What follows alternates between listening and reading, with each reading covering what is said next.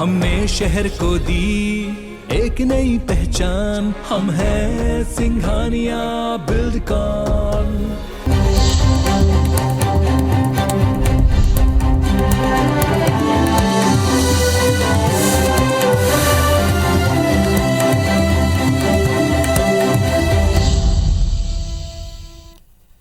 नमस्कार, स्वागत है आप सबका। मैं पुनीत पाठक और आप देख रहे हैं मेरा मध्य प्रदेश। मध्य प्रदेश की दिन भर की बड़ी खबरें विस्तार से देखते हैं। मध्य प्रदेश की सियासत में इस वक्त ओबीसी आरक्षण को लेकर एक जंग सी छिड़ी है और श्रेय लेने को लेकर होड़ लगी है। श्रेय की जो होड़ है साफ तौर पर दोनों पक्षों में दिखाई पड़ती है। पूर्व मुख्यमंत्री कमलनाथ के मुख्यमंत्री रहते हुए ओबीसी वर्ग को 27% आरक्षण दिए जाने पर आज ओबीसी संगठनों ने उन्हें सम्मानित किया। कमलनाथ ने इस दौरान ओबीसी संगठन के पदाधिकारियों को संबोधित करते हुए कहा कि पिछड़ा वर्ग को 27% आरक्षण देकर हमने कोई एहसान नहीं किया, ये आपका हक था जो लंबे समय तक मिला नहीं। कांग्रेस के शासनकाल में 14% आरक्षण दिया गया था, अब जब हमारी सरकार फिर बनी तो उसको बढ़ा दिया। ये भी कहा कि भले ही बीजेपी कुछ भी कहती रहे, लेकिन सरकार ने विधानसभा में ये बात स्वीकार की कि 27 लाख किसानों का कर्ज माफ हुआ है। इसका सर्वाधिक लाभ पिछड़ा वर्ग के किसानों को पहुंचा है। बीजेपी ने कमलनाथ पर ओबीसी वर्ग को धोखा देने के आरोप दोहराए।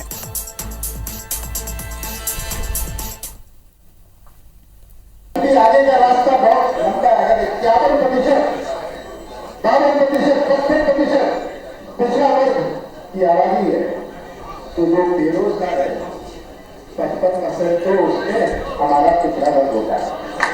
अगर आपके प्रदेश 51-52-55% के मुख्यमंत्री काल में रहते हुए उनके सरकारी वकीलों ने ओबीसी आरक्षण के खिलाफ जो कोर्ट में याचिका लगी थी उसमें सरकार का पक्ष क्यों नहीं रखा था। इस तरह की राजनीति इस प्रदेश में नहीं चलेगी। मध्य प्रदेश में पिछले दिनों बेमौसम बारिश और ओलावृष्टि से किसानों की फसल को हुए नुकसान का सर्वे पूरा हो गया। 16 फरवरी को एक साथ 25 जिलों के 1,71,990 प्रभावित किसानों को कुल 277 करोड़ की राशि राहत के तौर पर ट्रांसफर की जाएगी। मुख्यमंत्री ने 9 जनवरी को ही कलेक्टर्स को इस बाबत निर्देश दिया था कि ओलावृष्टि से हुए फसल नुकसान का तत्काल सर्वे कराएं। सर्वे में ओलावृष्टि और बेमौसम बारिश से 1,64,566 हेक्टेयर इलाके में फसल के नुकसान की बात सामने आई। राहत को लेकर आयुक्त कार्यालय ने सभी जिलों की रिपोर्ट को अंतिम रूप दे दिया है। मामले में कांग्रेस का आरोप है अधिकारियों ने सर्वे में गड़बड़ी की। कैबिनेट मंत्री विश्वास सारंग ने इस पर पलटवार किया है। जो राहत राशि दी जा रही है वो इतनी कम है, ऊंट के मुंह में जीरे के बराबर है। मैं समझता हूँ किसानों को जितना नुकसान हुआ उसकी पूरी भरपाई राज्य सरकार को करनी चाहिए। हमारी सरकार किसान हितैषी सरकार है और माननीय मुख्यमंत्री जी का स्पष्ट निर्देश है कि यदि प्राकृतिक आपदा के कारण किसी किसान को कोई नुकसान हुआ है तो उसकी भरपाई सरकार करेगी। और चलिए सीधे भोपाल का रुख करते हैं। हमारे सहयोगी हमारे साथ में जुड़ रहे हैं, उनसे जानते हैं। नवीन हमारे साथ जुड़ गए। नवीन, कल एक बार फिर से सरकार मुआवजे का वितरण करेगी जो ओलावृष्टि से फसलें खराब हुई थी। विपक्ष कहता है जो सर्वे हुआ वो हुआ ही गलत है। देखिए पुनीत, लगातार इस मामले पर राजनीति होती रही, लेकिन ये एक राहत भरी खबर है कि मध्य प्रदेश के मुख्यमंत्री शिवराज सिंह चौहान कल उन ओला पाला प्रभावित किसानों को मुआवजे की राशि का वितरण करेंगे जो पिछले दिनों बारिश की वजह से परेशान हुए थे। उनकी फसलें खराब हुई थी। लगभग मध्य प्रदेश में 1,64,000 से ज़्यादा हेक्टेयर की फसलें प्रभावित हुई थी और इसका 9 जनवरी को मुख्यमंत्री शिवराज सिंह चौहान ने निर्देश दिए थे मध्य प्रदेश के सभी कलेक्टरों को कि तत्काल टीम बनाकर इसका सर्वे किया जाए और टीम में न सिर्फ राजस्व विभाग के अफसर हों, कृषि विभाग के भी अफसर हों और मुकम्मल एक रिपोर्ट मध्य प्रदेश शासन को भेजी जाए। और कमिश्नर ने पूरी रिपोर्ट कंपाइल करने के बाद मुख्यमंत्री शिवराज सिंह चौहान को भेजी और ये तय हुआ है कि 2.25 लाख किसान, लगभग 1,77,000 किसान हैं जिनको 350 करोड़ की राशि, 277 करोड़ रुपए की राशि उनको दी जाएगी बतौर मुआवजा। और कल मुख्यमंत्री शिवराज सिंह चौहान दोपहर 3:30 बजे सिंगल क्लिक के जरिए इन सभी हितग्राही किसानों को वो राशि उनके खाते में ट्रांसफ़र करेंगे। हालांकि मुख्यमंत्री शिवराज सिंह चौहान ने आज ही एक ट्वीट किया है और ये बताया है कि वो तीसरी बार कोरोना पॉजिटिव हुए हैं, लिहाजा वो घर में ही आइसोलेट हैं और सभी कोरोना प्रोटोकॉल को फॉलो कर रहे हैं। लेकिन ये माना जा रहा है कि वर्चुअली मुख्यमंत्री शिवराज सिंह चौहान जुड़ेंगे, न सिर्फ इस कार्यक्रम से बल्कि रविदास जयंती पर जो कार्यक्रम होने प्रदेश भर में वहाँ भी मुख्यमंत्री जुड़ेंगे। ये एक बड़ी राहत भरी खबर इस बीच में आई है, लेकिन इस पर लगातार सियासत भी हो रही है। पुनीत, कांग्रेस की तरफ से ये दावा किया जा रहा है कि मुख्यमंत्री शिवराज सिंह चौहान के रहते, जो कि मध्य प्रदेश के किसान नेता हैं, किसान के बेटे हैं और किसानों के साथ इस तरीके से सरकार बेवफाई कर रही है, ऊंट के मुंह में जीरा दिया जा रहा, सर्वे ठीक तरीके से नहीं होने के भी आरोप कांग्रेस पार्टी लगा रही है। साथ में कांग्रेस नेता ये भी दावा कर रहे हैं पुनीत कि 2020-21 की जो प्रधानमंत्री फसल बीमा की जो राशि थी रबी की फसलों के लिए, उस राशि को मुख्यमंत्री ने पिछले हफ्ते ट्रांसफ़र किया है, जबकि इतनी देरी के बाद भी जिन खातों में वो राशि गई है उन खातों से वापस ले ली गई है। तो इस तरीके से भी कुछ गफलत का माहौल किसानों के बीच में बन रहा है। और हालांकि बीजेपी नेताओं का ये दावा है कि इस तरीके से जो भ्रम का माहौल और भ्रम की स्थिति बनाई जा रही है वो कांग्रेस पार्टी की तरफ से बनाई जा रही, कांग्रेस नेताओं की तरफ से बनाई जा रही। लेकिन इन सब के बीच में एक राहत भरी खबर के तौर पर ज़रूर इसे देखना चाहिए पुनीत कि मध्य प्रदेश के लगभग 2.25 लाख किसानों को जो इस आस में बैठे थे कि मध्य प्रदेश की सरकार उनके जख्मों पर मरहम लगाएगी, तो इस लगभग 3.25 करोड़ 277 करोड़ रुपए की राशि कल मध्य प्रदेश के 2.25 लाख किसानों को मिलने वाली है। चलिए, तो कल किसानों को एक बड़ी राहत मिलेगी और राहत राशि का वितरण एक साथ ही किया जाएगा। मुख्यमंत्री सिंगल क्लिक के द्वारा सभी के खातों में इस राशि को ट्रांसफर करेंगे। शुक्रिया आपका इस पूरी जानकारी के लिए। सीएम शिवराज सिंह दूसरी बार कोरोना संक्रमित हो गए। उन्होंने खुद ट्वीट करके इस बाबत जानकारी देते हुए लिखा कि मैंने अपना RT-PCR टेस्ट कराया जिसमें मैं कोविड पॉजिटिव आया हूं। मुझे सामान्य लक्षण मिले हैं। कोविड-19 की गाइडलाइन का पालन करते हुए मैंने स्वयं को आइसोलेट कर लिया। आगामी सभी कार्यक्रमों में वर्चुअली शामिल होऊंगा। कल संत शिरोमणि रविदास जयंती के कार्यक्रम में मैं वर्चुअली शामिल रहूंगा। तो मुख्यमंत्री शिवराज सिंह चौहान का ट्वीट आप देख रहे हैं जिसमें उन्होंने खुद लिखा है कि वे संक्रमित पाए गए हैं। RT-PCR टेस्ट हो जाने के बाद रिपोर्ट आने पर वे खुद को आइसोलेट कर चुके हैं और सभी कार्यक्रमों में जो पहले से तय हैं वर्चुअली ही शामिल होंगे।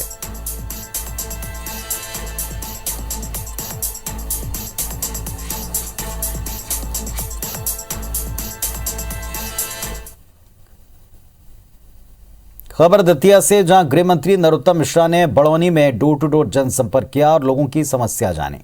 दतिया के PG कॉलेज में सोमवार को बुर्का पहनकर 2 युवतियां आई थीं जिसका हिंदूवादी संगठनों ने विरोध किया था। कॉलेज के प्राचार्य ने एक नोटिस चिपकाकर हिजाब या बुर्के पर प्रतिबंध लगा दिया। इस पूरे मामले पर नरोत्तम मिश्रा ने प्राचार्य को फटकार लगाते हुए कलेक्टर को जांच का निर्देश दिया। वहीं मध्य प्रदेश में हिजाब बैन को लेकर सरकार के पास कोई भी प्रस्ताव पेंडिंग न होने की बात कही। प्रदेश में हिजाब का मामला उठने के पहले ही बंद हो चुका है। गृह मंत्री के इस बयान से अब मध्य प्रदेश में हिजाब मामले पर पटाक्षेप होता नजर आ रहा है। साथ ही उन्होंने कहा कि दतिया के सांप्रदायिक सौहार्द को बिगाड़ने की कोई कोशिश न करें। प्रदेश सरकार पहले भी स्पष्ट कर चुकी है कि हिजाब पर बैन को लेकर सरकार के पास में इस तरह का कोई भी प्रस्ताव विचाराधीन नहीं है। इसलिए न तो कोई इसमें भ्रम फैलाएं और न ही कोई भ्रमपूर्ण कार्रवाई करें, ये सभी से प्रार्थना है।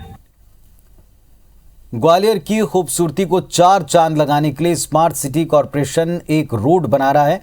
अब तक इस रोड पर 300 करोड़ से ज्यादा का खर्च हो भी चुका है, लेकिन इस रोड के 3 नाम सामने आए जिसको लेकर हंगामा है। हिंदू महासभा ने इस रोड के नाम के बोर्ड पर कालिक पोत दिया और मामले को लेकर आंदोलन की चेतावनी दे रहे हैं।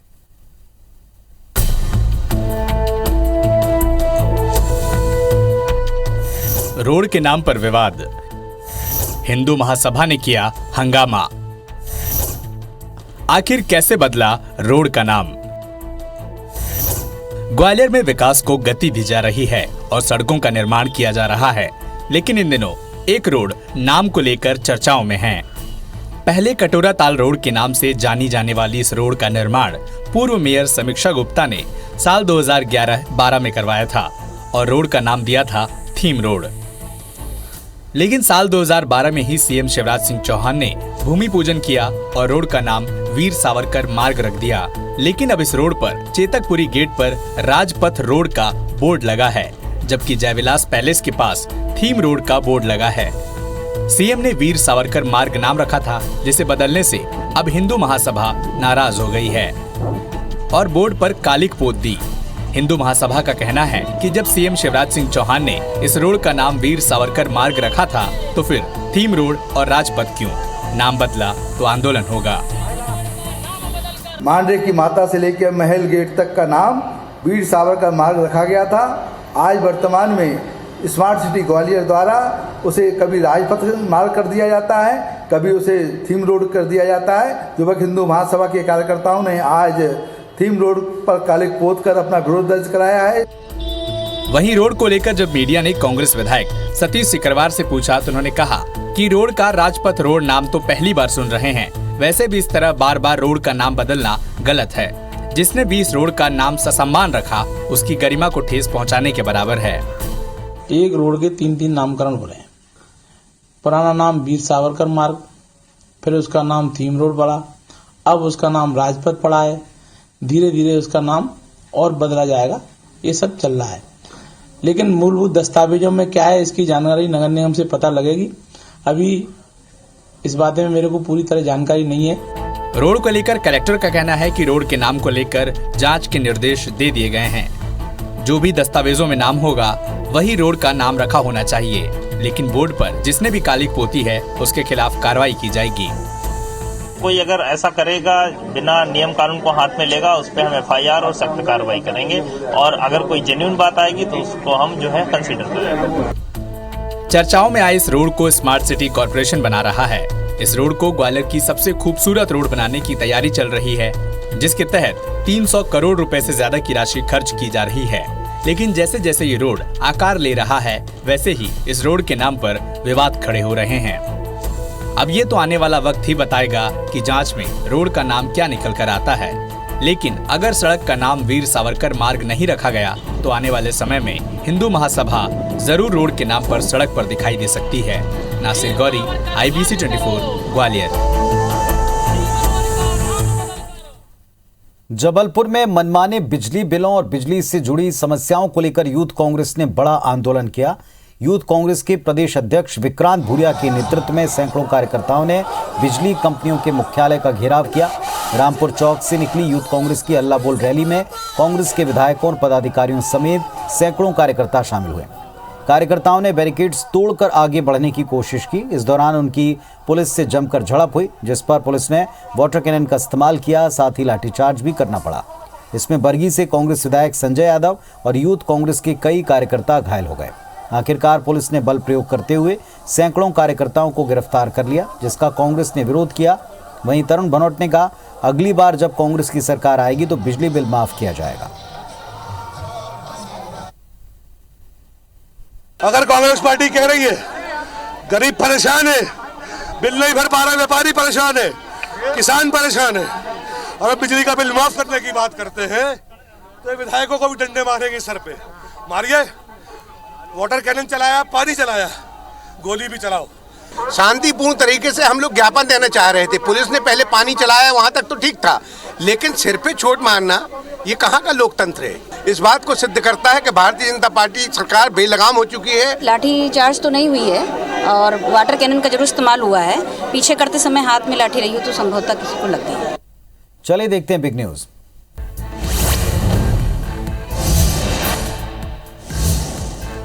लखीमपुर खीरी में किसानों को कुचलने का आरोपी आशीष मिश्रा टेनी रिहा हो गया। 129 दिन बाद आज जेल से बाहर आया। जिला जज ने प्रार्थना पत्र पर सुनवाई करते हुए 3 लाख के 2 जमानतदार और इतनी धनराशि के 2 निजी मुचलकों को दाखिल करने के बाद जमानत दे दी।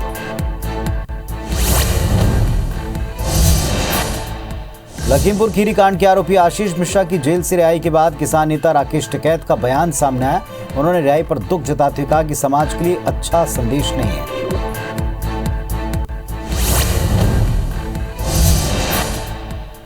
बहुचर्चित चारा घोटाले में डोरंडा ट्रेजरी से 139 करोड़ 35 लाख रुपए की अवैध निकासी पर सीबीआई की विशेष अदालत ने आज फैसला सुनाया। कोर्ट ने चारा घोटाले में लालू प्रसाद यादव को दोषी करार दिया, जिसमें 99 कुल आरोपी हैं। पिछले चारों मामलों की तरह इसमें भी लालू प्रसाद को सजा हुई है और अभी वे जमानत पर जेल से बाहर हैं।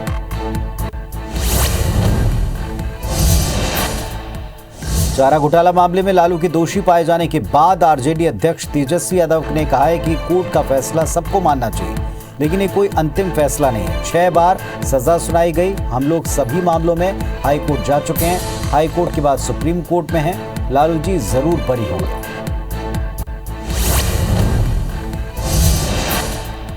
पंजाब के रूपनगर में कांग्रेस महासचिव प्रियंका गांधी वाड्रा ने चुनाव प्रचार किया और इस दौरान बीजेपी और आप पर हमला बोलते हुए कहा कि बीजेपी और आम आदमी पार्टी के नेता एक जैसे ही हैं। दोनों की शुरुआत आरएसएस से हुई।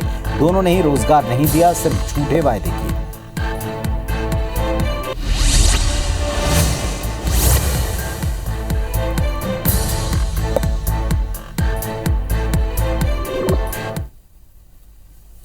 अठारह महीने से गायब आईएफएस अधिकारी की तलाश में वन विभाग अब उनकी गुमशुदगी का विज्ञापन निकालने की तैयारी में है।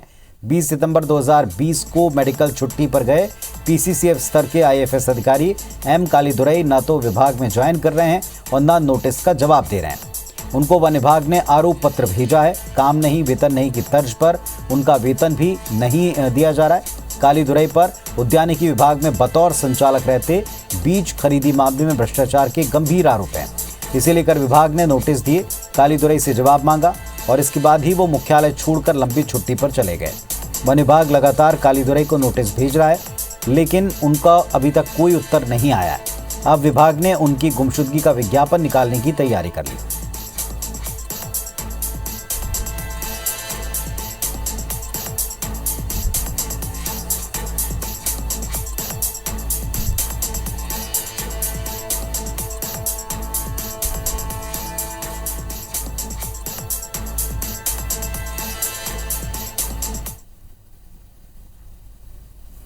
खंडवा के मानधाता विधायक नारायण पटेल पर सोमवार देर रात को हमला हुआ। उनकी कार को अज्ञात कार सवार बदमाशों ने टक्कर मारी।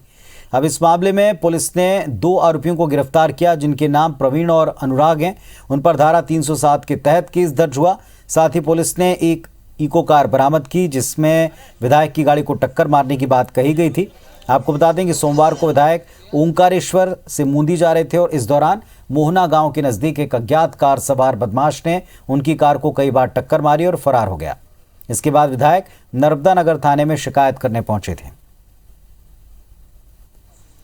गाड़ी पहले ही जब्त कर ली गई थी और जो 2 आरोपी थे उनको भी प्रवीण और अनुराग को उनको गिरफ्तार कर लिया गया है और उनसे पूछताछ जारी है। उनको कोर्ट में पेश करके उनका पीआर भी लिया गया है और जैसा पाया जाएगा पूछताछ में उस हिसाब से अग्रिम इसमें कार्रवाई की जाएगी।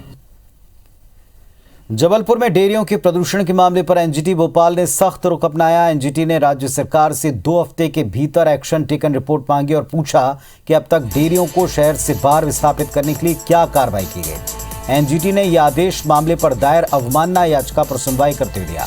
अगली सुनवाई 11 मार्च को तय की गई। जबलपुर शहर के भीतर 450 डेयरियां संचालित हैं। न सिर्फ नर्मदा बल्कि उसकी सहायक नदियां उसकी गंदगी से प्रदूषित होती हैं। डेयरियों का प्रदूषण शहर में मलेरिया जैसी बीमारियों के फैलाव की वजह है। रीवा में सैलून की दुकान चलाने वाले एक व्यक्ति का बेटा आईपीएल में खेलेगा। बेंगलुरु में 12 और 13 फरवरी को देर रात आईपीएल मेगा ऑक्शन 2022 में राजस्थान रॉयल्स ने रीवा के युवा खिलाड़ी कुलदीप को 20 लाख रुपए में खरीदकर उन्हें एक बड़ा प्लेटफॉर्म दिया। कुलदीप सेन जिले के हरिहरपुर गांव के निवासी हैं। उनके पिता रामपाल सेन रीवा शहर के सिरमौर चौराहे पर सलून चलाते हैं। सलून से परिवार का गुजर बसर होता है। कुलदीप के कोच एरल एंथोनी ने बताया कि वो दाएं हाथ से मध्यम तेज गेंदबाजी करने वाले हैं। मैचों में उनके शानदार प्रदर्शन की वजह से मध्य प्रदेश की रणजी टीम में स्थान मिला। कुलदीप 140 किलोमीटर की रफ्तार से गेंदबाजी करने में माहिर हैं। मैं इनको पढ़ने भेजता हूँ, ये क्रिकेट खेलते हैं। ये तो गड़बड़ बात है। बुलाया उसको बच्चे को और डांटा हमने कि तुमको पढ़ने भेजता हूँ और तुम क्रिकेट खेलने जाते हो। तो बोला पापा अपने करियर की चिंता हमको है, आप टेंशन मत लीजिए। तब से मैंने कुछ नहीं कहा उनको। कुलदीप के पास टैलेंट था, पोटेंशियल था और मेहनत करने की ललक थी जो सिंसियरली उसने किया। तो आज 10 साल 11 साल बाद वो रिजल्ट उनके सामने आए कि उनको आईपीएल में राजस्थान रॉयल्स ने 20 लाख के में लिया है। तो इस बुलेटिन में फिलहाल इतना ही। खबर अपडेट्स के लिए आप देखते रहें IBC 24। नमस्कार।